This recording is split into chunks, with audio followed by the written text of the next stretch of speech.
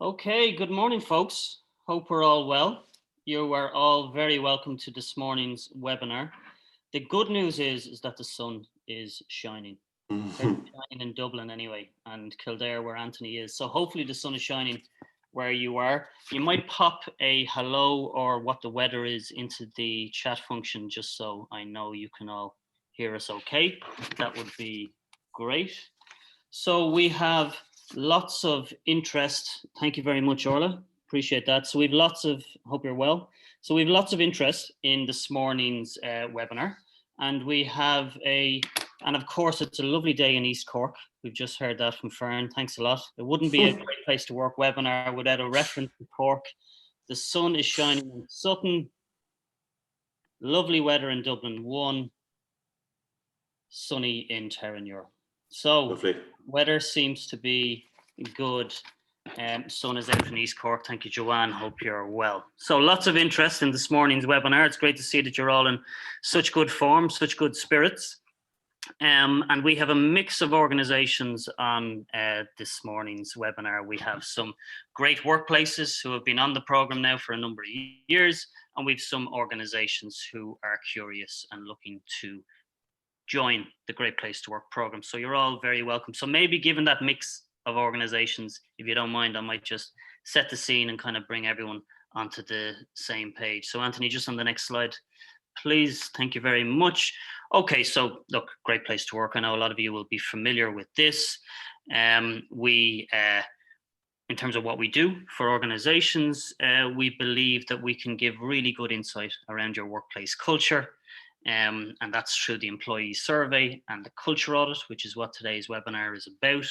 And from that insight, then we can help develop action plans around improving your culture. And we're delighted to see so many of our organizations building strong action plans off the back of the advice that we give. We appreciate that.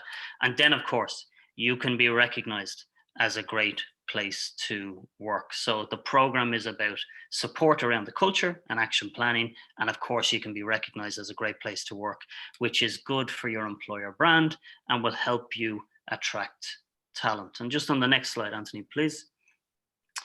So what does a best workplace journey look like? So it's a four-step process. And just to say to everyone, if you want to pop any questions as we're going along into the Q&A function, that would be great. We'll take care of your questions at the end. So 4-step process around the best workplace journey. We survey your employees, your leaders, your managers. You will complete what's called a culture brief, which is an Excel file, typically completed by HR, and that'll be a number of demographic questions that you will have to hand. And following that, the survey and the culture brief, we can certify you as a great place to work if you hit the standard. So you can use that certification brand straight away in terms of attracting talent. Then the next stage, which is why we're on today's webinar, is we complete the culture audit. Sometimes it's completed by HR and the team. Sometimes there's an internal working team that'll come together and complete this part of the process. And then that moves us on to the best workplaces, which is another opportunity to be recognized as a great place to work. And we will help you activate that achievement. Thank you, Anthony. So look, why complete a culture audit? And I know this will be more familiar with some of you than others, but why complete a culture audit? So yes, it's part of our process in terms of being recognized as a great place to work. But there's some really important reasons, I think, why it's of value as well to yourself within your organization. So the culture audit is a capture of your current practices. And that's a really important piece in terms of your culture, to be able to storytell internally around the current practices and investment you have to build a great culture. So when you complete the culture audit, it's also a really good tool to use internally for your people. And when we combine the survey results and the culture audit, it will help develop a really strong and accurate action plan around improving your culture. And the good news is, with these new culture audit questions, the survey maps very nicely to the new culture audit. So it will help in terms of that action planning piece. It'll support your employee value proposition and your employer brand.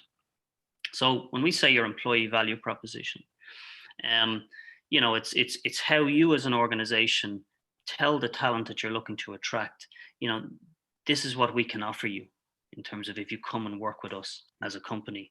And completing the culture audit will help you develop what your employee value proposition is as well. So I think that's a really useful tool.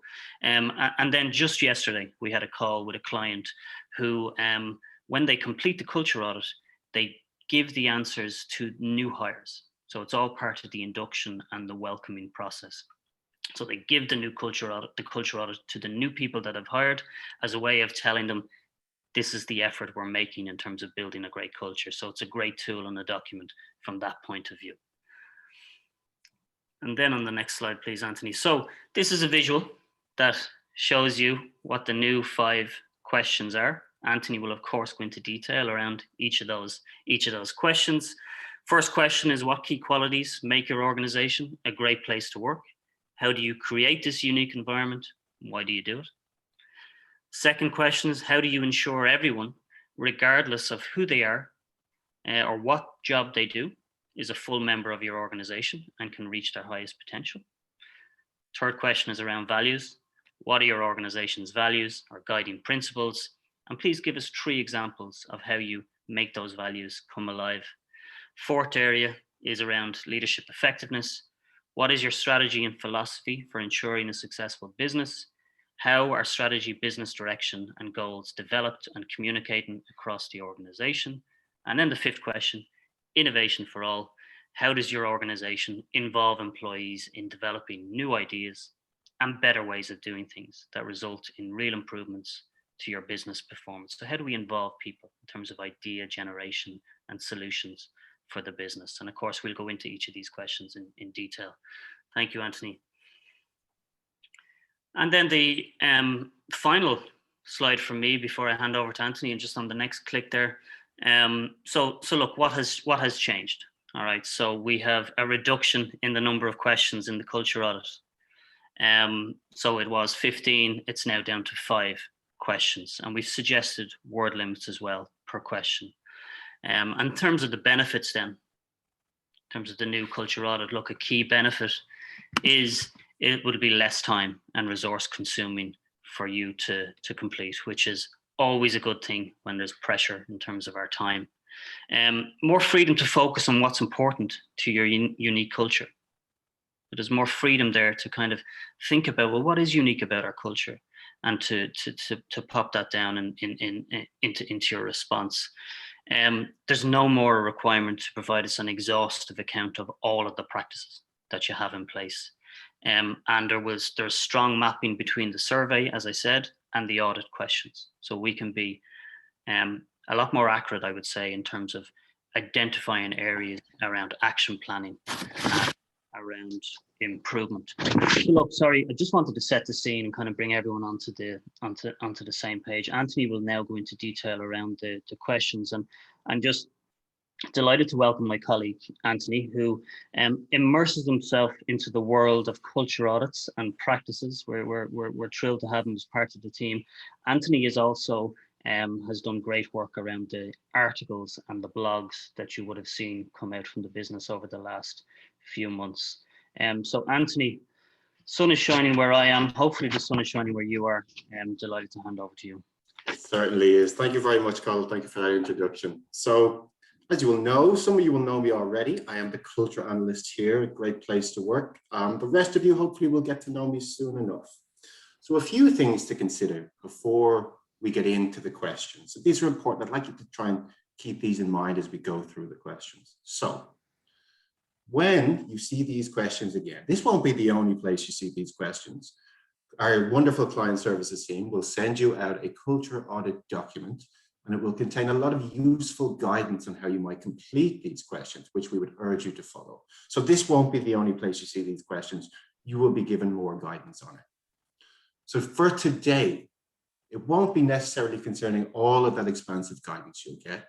The structure we will take here is we will look at the question, we will look at perhaps the components of the question, and we'll give some examples of what you might consider when answering those questions. However, the examples are just examples. They're not essential inclusions. So if you see me reference something, say, you might consider X, we don't do X. Not to worry, it's just illustrative rather than definitive. So it may not be relevant to you, and that's okay. I can't express that clearly enough. It's not exhaustive, it's as is to you. So each culture is going to be unique. So each culture audit by this logic will be unique too. So when you're addressing these questions, simply tell us how it is in your business at the time of writing. So this is really important here. It's not really a wish list, it's just as is. Okay, moment to digest this and we'll get into it. So question 1, trust. What key qualities make your organization a great place to work? Okay. How do you create this unique environment and why do you do it? So what key qualities make your organization a great place to work? How do you create a unique environment and why do you do it? We're asking you to do this in about 4,000 words. A couple of components of this question. What, how, why? So if you're thinking about the what is important to the culture? Is it maybe innovation? Is it the nature of development? Is it your flat structure? You will know this. This is just a few examples. How will you come to that decision? So maybe you might draw inspiration from your EVP. You might draw it from your survey data. So what your employees tell you you're good at. It might just be an ear to the ground. Maybe you're a smaller organization. You don't have this kind of data. Maybe it's just your employees tell you, we are very good at this.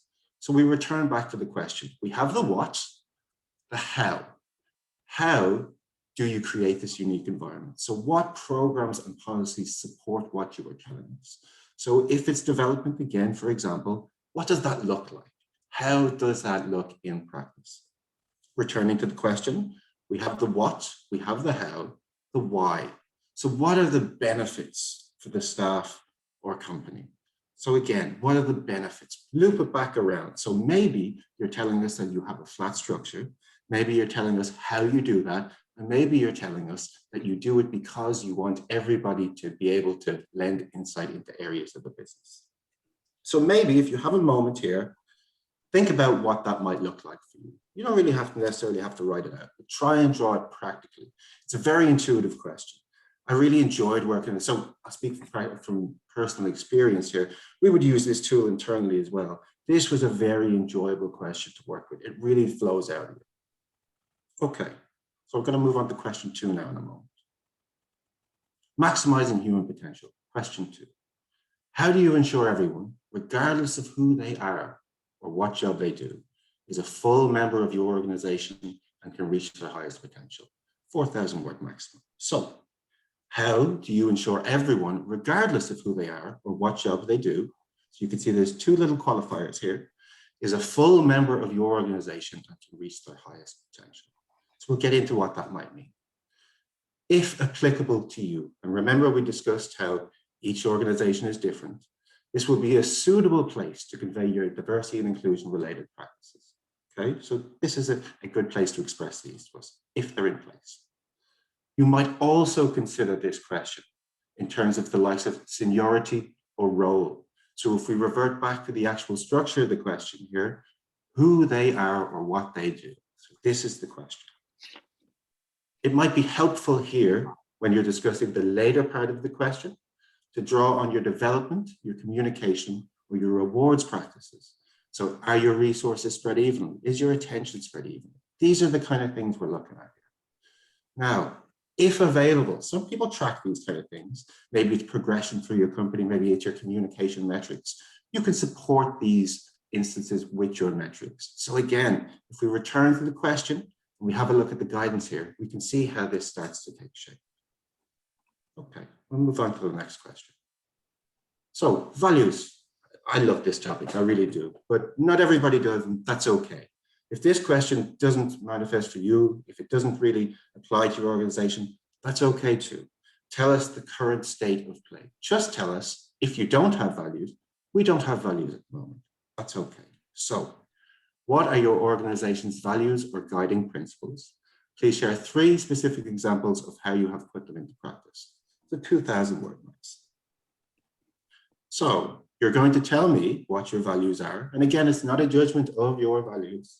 It's just helpful to know the context. So how were they created and by who? So what do I mean here? That might be we sat down as a group, as we have in Great Place to Work, to determine what our values are. Or you could be a global organization and these values, you come into them in the company. So if that's the case, you just tell us that too. Okay.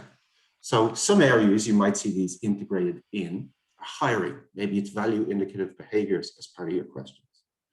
You might see them in peer-to-peer recognition. They might be value specific. So we've looked at 2 examples here, and these are kind of common examples, but if we return to the question, what are they? And 3 specific examples of how you have put them into practice. Maybe it's value specific. Perhaps your value is innovation. Maybe it's community, and you will likely have practices and policies that support these. So just tell us about that. Now, at perhaps a very high level, you might have examples of values influencing decision. So if your value is X, we made a decision to go in Y direction based on X. That might be helpful. So maybe take a moment to think about whether this applies to you, what that might look like in your response. Let's not overthink this. If it's not in place, that's okay too. It's not a wish list, it's a question set. What's most important here is your policies and practices work for you, not how you populate a response to this culture audit. Okay, question 4. Leadership effectiveness. Nice title. Now, I promise you, this question is easier to formulate an answer to than it is to articulate reading off a screen. You'll have to trust me on that. So, what is your strategy and philosophy for ensuring a successful business? How are strategy, business direction, and goals developed and communicated across the organization? At the 4,000 word max. Now, 4,000 words, for any of you who are more visual here, I think that's about 15 pages. So if you might get an idea what that looks like. Obviously, this is going to depend on font, images, but this is about what we're looking at here. Okay, so the first thing, and this is crucial here, this is not an assessment of your strategy. I am not going to provide you with feedback on what your strategy is, how it should be. That's not my place. So it's asking you, what is your strategy? Yes, that's the part of the question, but primarily, how is it communicated and developed across the organization? How are you bringing people in? How are you connecting people to it? So the focus here could be on its development and communication. If it's developed externally, perhaps from your global offices, that's okay. Look at the communication component. How does it come down to you locally? Who is involved? If it's a localized creation, who is involved in creating the strategy? Who's involved in disseminating it? Who communicates it across the business and how do they do it? So what are the mechanisms through which it's communicated? And that will be intuitive to you. You will know how this occurs. How is feedback facilitated? So this is a nice one. If you're at your meeting, you're discussing your strategy, is it possible for somebody to say, put their hand up, and maybe it's a more technology-based kind of scenario at this stage and say, I have an idea or I have a question. So that's really what we're looking at. The word here, communicated, is key. Communicated. So how are milestones marked? A little bit more fun here. How do you celebrate it? Maybe it's X amount of clients. Do you mark that? Do you have a talk with each other? Do you have balloons, cakes? Or, you know, the choice is yours. But if this occurs, tell us that too. That's a nice way for us to understand how ingrained it is in the culture. Okay, so, you know, take a second to digest that. We'll move on to the last question here now. Okay, question 5, innovation by all. This is a nice one. I'll get in front of this and say, title innovation by all looks nice, but you don't have to get hung up in the word innovation. It's ideas, suggestions, and we'll get into that as we go. So how does your organization involve employees in developing new ideas and better ways of doing things that result in real improvements to your business performance? 4,000 words. Okay, so how does your organization involve employees in developing new ways of doing, new ideas and better ways of doing things? Apologies, there really should be a comma here. That result in real improvements to your business performance. So how, and then another, how does it work? How does it benefit? So how are suggestions encouraged, received, and responded to? It's a good way of looking at it. Now, important point here. When I qualified that earlier saying it's not necessarily innovation, here's what I mean. It does not have to be somebody suggested that we do X and we brought that product to the market and we've done very, very well. No, it can be very simple. It can be like, we should have 2 types of bins for different types of waste in this particular area. That's a suggestion that made a difference to the person's environment. So this is worth considering. So do your communication methods facilitate idea sharing? So if we return to our kind of strategy related question, very simple, upward communication. How can people share their ideas? Do you have a Q&A session, for example, at the end of an all hands meeting? This is really what we're talking about. It doesn't have to be fancy. It doesn't have to be, this kind of incredible best practice. It's just ideas, sharing. So maybe you have a formalized innovation program. Perhaps it's a suggestion box. Perhaps it's very simple. Perhaps it's just an ear. Maybe your ideas come from collaborative work, and you see that kind of a bit. Maybe you have project groups. Maybe your ideas come from your internal culture team. Maybe they receive the suggestions. This will be apparent to you as you work on it. Now, this is a good one. So if you look at the final part of the question, we asked you, how does your organization involve employees? And we asked you about improvements to your business. So provide some examples of how these ideas have been beneficial, if you can. As an example, it may be that a group suggested X, it was introduced, and you just tell us how that is. It's very, very simple. Okay, so some general guidance, and we can return to these questions. We can talk about individual questions, no problem. As an overall, when you're working on this document, I mentioned earlier that you'll be given a instruction pack, and that will have click-through links. So we've gone fancy, we've joined the technology age. Click-through links, which will give you more expansive guidance here. These are really useful, really, really work with these. So, there's word limits here. You might want to repeat some instances, that's fine. This is preference. If you want to repeat information, say the context is changed, you can restate it in a different question, or you simply reference it as needed. So if you've given me insight into, say, perhaps one of your policies, one of your practices in question 1, you can go and it comes up again and say question 3. You can simply say, as in question 1, and name the area, and I will understand that. I will meet you there. Metrics, of course, are welcome to support information provided if you have them. This is crucial. The prep here should be simple.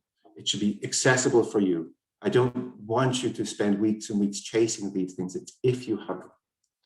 So I'm a writer at heart. I will tell you from having worked through this, that using subheadings to structure your questions is helpful, particularly in question 1. Question 1 is a lovely question, but you will probably want to structure this around what you're telling us rather than trying to work through this overarching kind of narrative. Click this up on the screen here. I'm not going to read this out. This will be provided to you in that info pack I was telling you about. This is a very simple process for submitting your culture audit and giving us some logos. But this information is all going to be provided to you anyway. Our wonderful client, Upseam, will make sure of that.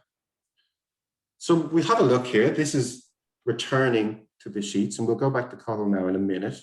So these are the questions in summary. I think there's some nice questions. There's a lot of freedom here for you to tell your story that's unique to you. It's kind of one of the more interesting parts about the change, particularly if you look at that first question. So we're asking you to tell us what makes your organization a great place to work. This is really a good chance to kind of put your best foot forward. Tell us how you see yourselves. Tell us how your employees see you. The rest of the questions are really nice too. They're kind of interpretive. You're not really confined to any one particular answer. It's as you see it. Now, if you have heard nothing else from what I was saying, and that's okay, it's difficult to listen to me sometimes, I would take this from it. We are always here to support you. It's not even just about this issue, but on the culture audit as well. You sit down, you look at it, you have a query, drop us a line. This is the way to go. So no matter the issue, we are here to support you. So, Cathal, I'm going to go back to you and you can talk us a little bit more through. We'll field some questions. Brilliant, Anthony. Well done. That's great. I think it's very clear, but as you said, we're always here to help and answer any further questions. So please pop your questions into the Q&A function. We have some that have come in, Anthony. So I think Sure. Where we would start is a question around the first question. around what makes you unique. Any guidance around how many practices a organization? Absolutely. So great question. So when I was working on this, and again, we're going for personal experience here, I found about 4 to 10 would be the magic number here. I think if you go, and again, look, that's not a hard and fast rule, but I think that's a useful frame to look at this through. So maybe 1 or 2 might not quite be enough. You might not represent what you want fully. And going over, say, 10, 12, you might start to dilute things a little bit. So it's about, and if we loop back to it, it's the qualities. Now, the qualities are one thing, but it's the how you create it and why do you do it that'll be important here. So 4 to 10, I think, is worthwhile. Brilliant, Anthony. Thanks for that. Question in from Joanne, which I might go through. Joanne. So Joanne is wondering about why the changes to the structure, if you like. So there's 3 probably main reasons, Joanne. The first is the changes will allow a better mapping between the survey and the audit questions, which will definitely help in terms of action planning, which I think is a good thing. The lessening of resources needed on the part of you, the client, is a big factor as well. So trying to reduce the questions so it's less resource intensive is a thing. And also a global alignment piece. So the idea is that every country will ask the same 5 questions, where in the past it wasn't necessarily the same across all countries. So so I hope that answers your question, Joanne. We've a couple of questions, Anthony, that I think are under the same theme. So we have from Holly and from Claire, there is a question around, can they submit pictures, photos, videos to support the document? Is that still okay to do? Of course. I mean, if nothing else, it's nice to see, but it's useful as well. It provides the context. So a thing you might get here is you can include them in as you go along, but there's also going to be a space at the end where it's kind of a box and it says, if you have images you want to provide us as well, you can pop them in there. So there's a designated space for it, but if you want to pop a few questions in there, go for it. I mean, it really makes things pop, I think, Brilliant, Anthony. And of course, getting back to, it's something for us, but also you're creating something that's useful internally and internal candidates and new hires. So I think that's a thing to keep in mind as well when you're completing. And Neve asks, previously there were 5 areas that we marked around human touch, inclusiveness, etc. How are the 5 questions going to be assessed this time? Okay, so why will be less present, and the reason for that is, so if you look at something like, so why, for any of you who weren't familiar with it or haven't been with us before, it's not a real word, it's an acronym. So why stands for variety, originality, all inclusiveness, human touch, integration. Now, if you look at what we're asking you for, not an extensive list of practices and policies, we can see how the likes of variety doesn't exactly apply here anymore. So it won't be as heavily featured, but we can give you a kind of an idea of what we will be looking for. So I don't want to influence answers too much. I don't want to say too much. I don't want to guide people in a particular direction after saying that a lot of this is very open to interpretation. But I will tell you this, a lot of the questions are very direct in what they're asking you for. So they give you a pretty good idea of how we will be assessing them. So as mentioned, we'll be looking for things like tangible practices rather than aspirational statements. So what's happening now? What is the current employee experience? So if, for example, in question 1, we ask you, what makes your organization a great place to work and how do you do it? So it's the how. So it's really about the current state of practices rather than an idealized version. So then again, if you look at kind of question 2, we'll be looking at accessibility and equal access where your programs and policies are concerned. So if you want to think about resources, this is kind of precisely what we're looking for. How are you telling us that they're not available to just a select few? Another thing to consider there would be impact. So when you tell us about your programs, we'll be looking for how they actually benefit the culture. So this is very much reflected in the questions for the language used. I'm a stickler for language. So if you follow this kind of pattern here, it works. So such as in question 5, we kind of not only ask you, how does your organization involve employees in new and better ways of doing things? but how does it result in real improvements? So impact here. Then if you think about what you're asking for, like a selection of practices that represent your unique culture, you can kind of infer we're looking for distinctive or novel ways of doing things that kind of set you apart from others. So that might be something to keep in mind. I'm aware I'm throwing a lot at you here. This isn't a comprehensive list. I'm just trying to kind of give you an overview. And you know us, we're a great place to work. So of course we'll be looking at things. Are they personalized? Is the employee experience kind of at the heart of it? So I hope that's helpful. And I hope I haven't overwhelmed you there. Great, Anthony. And of course, as always, look, we're here to help you as you look to answer the questions. Link in with us. We'll give you guidance. We'll give you support around that. Question Exactly. from Andrew Shaw. The question is, what's the percentage value between the audit and the survey, Andrew? And the answer to that question is 75% for the survey and 25% for the audit. So that's the percentage split. Laura Macklin says that, okay, the changes are great. Thank you, Laura.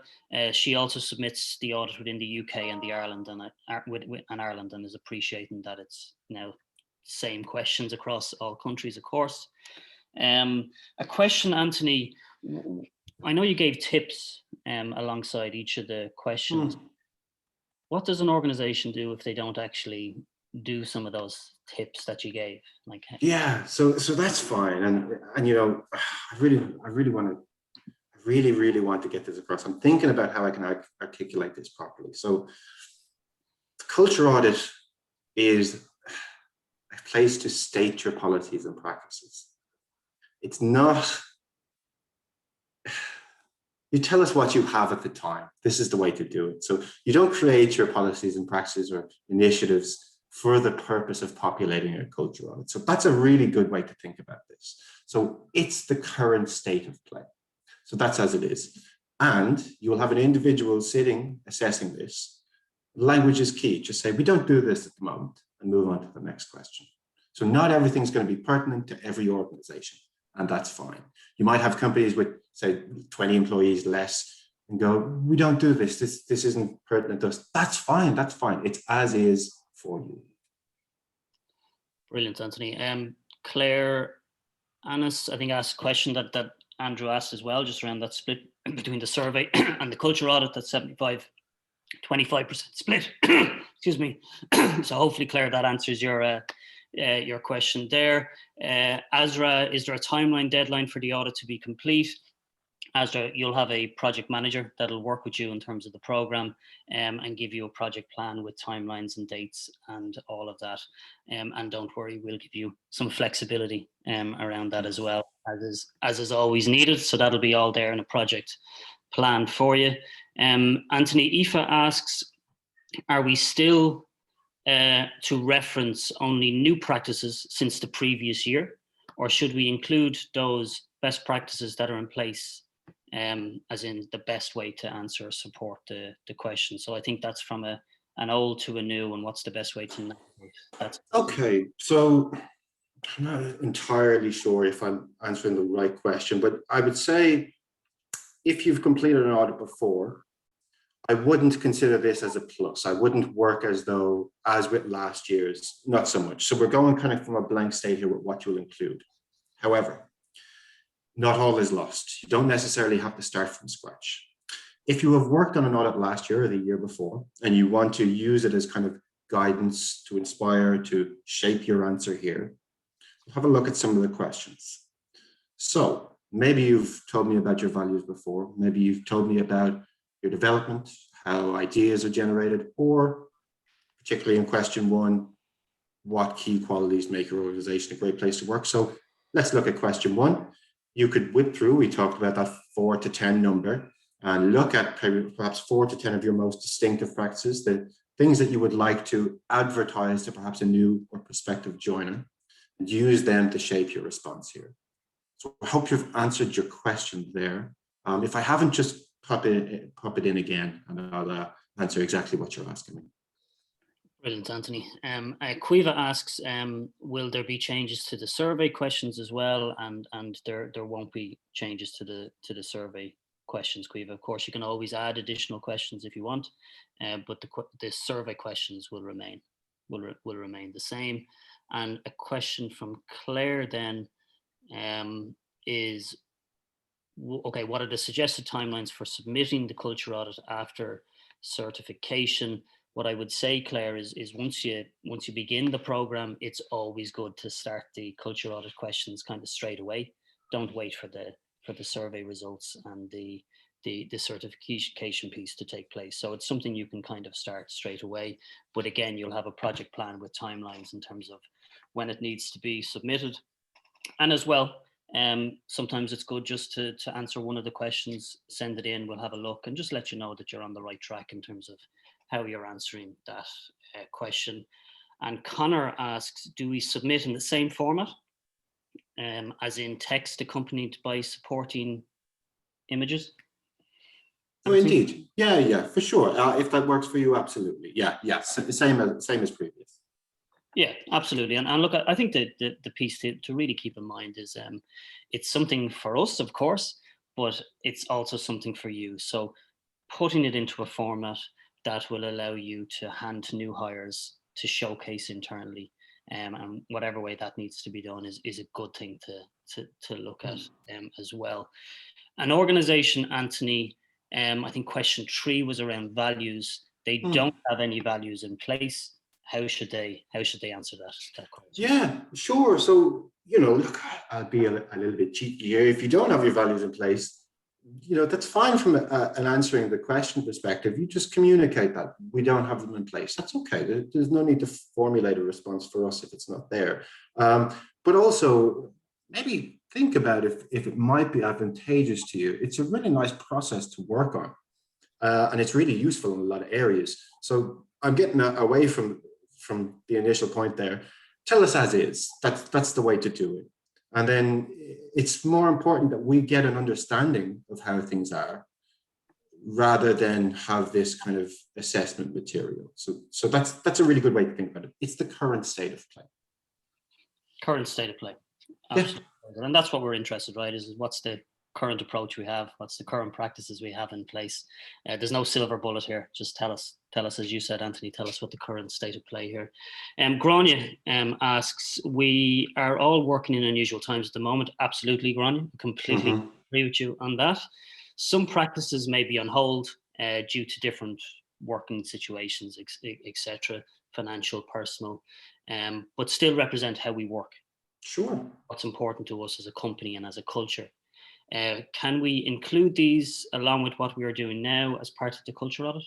Oh, absolutely. So yes, you're spot on. We are in unusual times, and there may be things that are happening now, as you say, that are on hold, that represent your normal way of working. So if it's the case that you're just, you'll be going back to this when things get back to normal.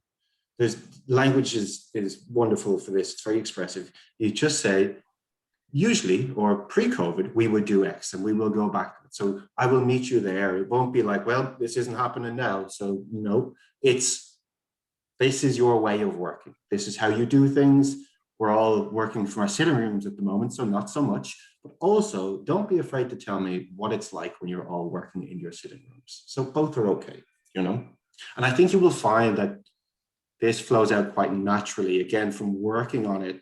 It seems like that's going to be more complicated than it is. It tends to the structure works itself out once you talk about these kind of areas. Brilliant. Anthony, any final thoughts or comments you want to make just before I wrap up? You can do this. This is the final thought I have. This is a lovely question set to answer, in my opinion. I'd love to hear from you whether you believe that to be the case or not. And perhaps most importantly, we are here to support you. And when I say we, I mean the whole team. Me, everybody. We're all here to support you. So if you take some time to digest this and you have more questions, just get in touch with us. There are no questions that we don't want to hear. So this is about it. How about you, Colin? Yeah, well, look, we got brilliant questions submitted. So look, we really appreciate that. I think it's important to mention, right, that there is no Great Place to Work Institute without organizations that are committed to building a great culture. All right. And, we're we're really privileged to partner with organizations that are committed to building a great culture, that are committed to improving their workplace. And we really appreciate that partnership. It's obviously really important to us. And we thank you for that. And hopefully we're giving you some insights and some useful actions that you can take away for your culture as well. There was a comment made by Shelby, which we really appreciate, Shelby. Just a thank you to Joseph and the team for supporting them through the Pulse survey they had just done. Appreciate that, Shelby. We love to hear those comments.